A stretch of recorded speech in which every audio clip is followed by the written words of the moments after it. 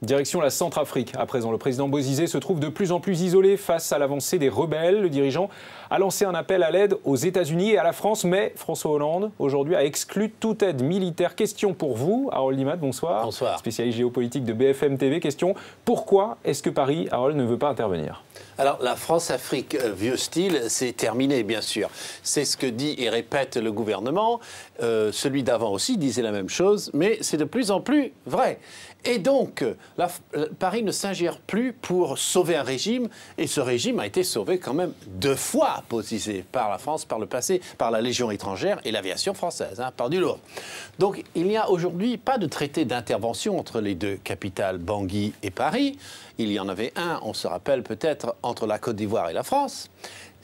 Mais aussi les Français dans Bangui ne sont pas menacés, ils sont épargnés complètement par les remous, à part la mise en scène d'hier contre l'ambassade, qui était de très mauvais goût, mais qui était quand même organisée et donc circonscrite à des choses tout à fait, je dirais, innocentes. Et puis, le régime Bozizé, lui, est complètement impuissant, donc pourquoi irait-on le sauver ? La suite logique, c'est quoi, selon vous, Harold? C'est les rebelles envahissent la capitale et ils prennent le pouvoir, c'est ça? Alors, ça aurait été une suite s'il n'y avait pas le facteur tchadien. Et le Tchad est le maître du jeu avec son président Idriss Déby Itno.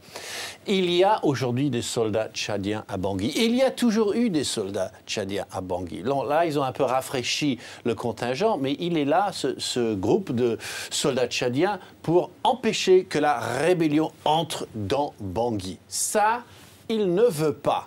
Mais lui, on a un petit peu assez de lui. Son ancien protégé ne livre pas ce qu'il fallait livrer, c'est-à-dire un pays en bon ordre. Il ne le fait pas.